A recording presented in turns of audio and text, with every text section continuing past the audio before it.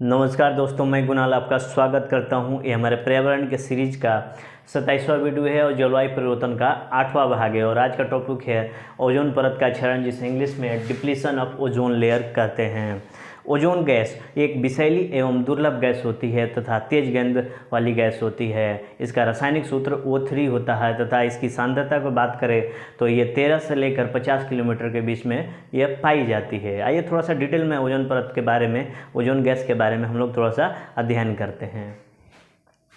प्रकृति अपने प्राकृतिक रूप में है। प्रकृति जब अपनी प्राकृतिक रूप में है तो कोई नुकसान नहीं करती है, ना हम उसका नुकसान करते हैं, ना वो हमारा नुकसान करती है। लेकिन मनुष्य के हस्तक्षेप के कारण जब मनुष्य हस्तक्षेप करता है, उसका प्राकृतिक रूप विकृत होता चला जा रहा है, उसका बिगड़ता चला जा रहा है।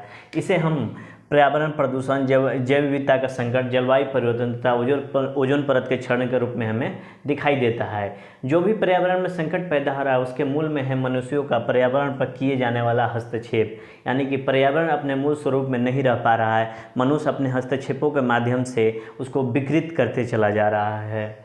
आइए सबसे पहले ओजोन परत के क्षरण में एक शब्द पढ़ते हैं, ओजोन। ओजोन को समझेंगे तभी ना मालूम चलेगा कि वो किसका क्षरण हो रहा है। तो सबसे पहले समझते हैं ओजोन क्या होता है।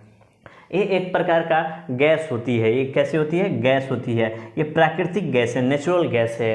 ये बहुत तेज गंध वाली गैस तथा बहुत ज़्यादा विषैली होती है तथा ये दुर्लभ होती है। देखिए, ये दुर्लभ नहीं होती तो हमारे पूरे मानव तथा अन्य जीवों के लिए संकट पैदा कर सकती थी, इसलिए ये बहुत दुर्लभ गैस होती है। तो आइए थोड़ा सा और समझते हैं ये दुर्लभ किस मामले में होती है। अगर 10 लाख हवाओं के अणुओं को एकत्रित किए जाए तो उनमें से केवल 3 अणुओं के ओजोन होने की संभावना होती है। 10 लाख में से 3 अणुओं की ओजोन होने की संभावना होती है। ये गैस ऑक्सीजन के 3 अणु O3 से मिलकर बनी है।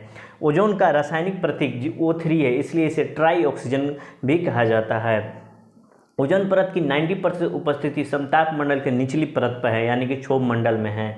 यह O3 15 से लेकर 30 किलोमीटर के क्षेत्र में मैक्सिमम में, यानी कि 90% पाया जाता है और इसकी 10% पृथ्वी पर उपस्थिति रहता है, जिसे क्षोभ मंडल कहते हैं। ठीक है ना। तो समताप मंडल के नीचे वाले पार्ट क्षोभ मंडल में इसकी अक्सर पाई जाती है, इसकी 10% मात्रा।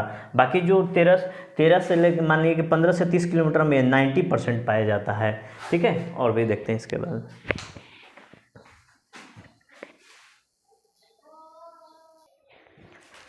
पृथ्वी के निकट जो 10% ओजोन है उसे बुरा ओजोन कहते हैं, क्योंकि इसके कारण वायु प्रदूषण फैल रहा है। इसमें स्मॉग निर्माण में बहुत बड़ी भूमिका है इसकी। सांस संबंधी बीमारियां, दमा, ब्रोंकाइटिस जैसे रोग हो रहे हैं, प्रदूषक के रूप में माना जाता है और वनस्पतियों पर बुरा प्रभाव पड़ रहा। किंतु ये 10% ओजोन का जो लेयर है पृथ्वी पर एक कवच का काम भी कर रही है। मनुष्य और वनस्पतियों के जीवन के लिए हितकारी भी साबित हो रही है। ओजोन लेयर एक प्रकार का रक्षक है, इसलिए इसे रक्षा कवच भी कहते हैं। ये तो चलिए ठीक है, ये तो उत्पन्न कर ही रही है बुरा ओजोन का, लेकिन जो समताप मंडल पे जो उनकी मोटाई हो जाती है, वो जो ऊपर रहती है, ये 10% नीचे वाला जो पृथ्वी पर है वो नुकसानदेह है। लेकिन जो 90% जो ऊपर है, जो समताप मंडल में है, वो रक्षा कवच का काम कर रही है। जैसे कि आप लोग शादी ब्याह में जाते होंगे, चाहे कोई फंक्शन में जाते होंगे, तो एक शामियाना लगाया जाता है जो आपको धूल, बरसात और धूप से बचाता है। उसी प्रकार ही जो ओजोन लेयर है शामियाना की तरह, पृथ्वी का शामियाना है एक तरह से। अब अभी डिटेल में थोड़ा सा पढ़ते हैं इसके संबंध में। ओजोन परत सतह, ओजोन लेयर पृथ्वी से 13 किलोमीटर से लेकर 30 किलोमीटर के बीच समताप मंडल में ये ओजोन गैस मौजूद रहती है। इतनी गैस की मात्रा सतह की काम करने लगती है। जो 13 से लेकर 30 किलोमीटर के बीच में जो ओजोन गैस होती है, एक लेयर का काम करने लगती है। ओजोन की परत शामियाने का रूप ले लेती है, यानी कि ढक लेती है। जब सूर्य की किरणें पृथ्वी पर आती है तब उसमें से नुकसानदायक किरणों, पराबैंगनी किरणें, अल्ट्रावायलेट रे को ओजोन की परत वहीं रोक लेती है, पृथ्वी पर आने नहीं देती है। अगर यूवी रेज पृथ्वी पर आ जाए तो बहुत सारे रोग होंगे, वनस्पतियों, जीवों से संबंधित बहुत सारे रोग होने लगेंगे और जीवन संकट पैदा होने लगेगा। ओजोन परत सूर्य से निकलने वाले हानिकारक पराबैंगनी किरणों को सोख लेती है एवं पृथ्वी पर आने नहीं देती है, उन्हें विघटित कर देती है, इसलिए इसे रक्षा कवच कहते हैं। तो समस्या क्या आ रही है ओजोन परत को लेकर, अभी समझते हैं।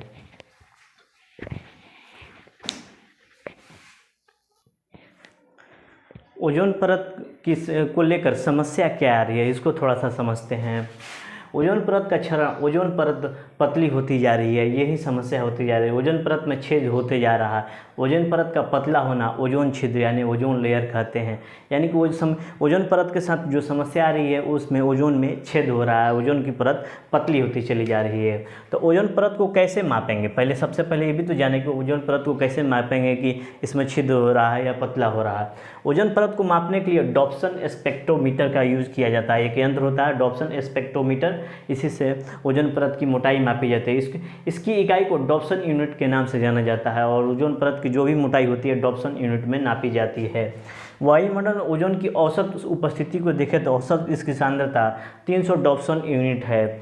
जिस क्षेत्र में ओजोन की सांद्रता कॉन्सेंट्रेशन 220 डॉप्सन यूनिट से कम हो जाती है उस क्षेत्र में मान लिया जाता है कि ओजोन परत पतली हो गई है। यानी कि 220 डॉप्सन यूनिट से ओजोन परत की मोटाई कम हो जाए तो उसे ओजोन परत को पतला होना कहते हैं।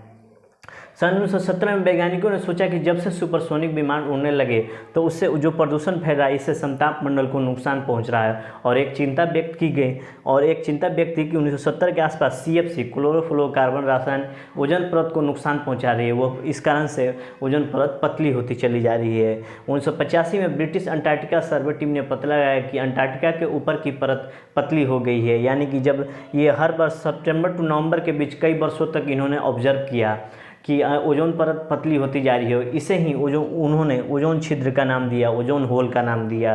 पूरी दुनिया को इस पर चिंता हुई तो इस पर सम्मेलन होने लगे और संधियाँ होने लगी, जिसके फलस्वरूप 1985 का वियना कन्वेंशन और 1987 का मॉन्ट्रियल प्रोटोकॉल आता है।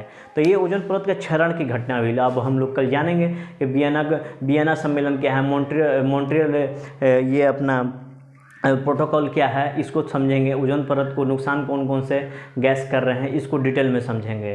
तो लेक्चर की लंबाई को मैं छोटा छोटा रख रहा हूँ जिससे क्या होना रोचकता बनी रहे। ठीक है, तो ठीक है, आज भर के लिए इतना ही। आपके सहयोग के लिए धन्यवाद। नमस्कार, जय हिंद।